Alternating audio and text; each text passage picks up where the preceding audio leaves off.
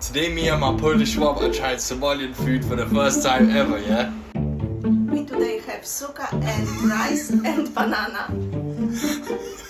And by the way, this was ChatGPT recipes, yeah? So don't come at us, come at ChatGPT. And yeah, we put the meat next to the rice and the banana because like, come on, like we just done that, innit? Okay, let's give it a try. First hold up. First the banana and rice. No, try the banana and the rice together. Oh, okay. Quick.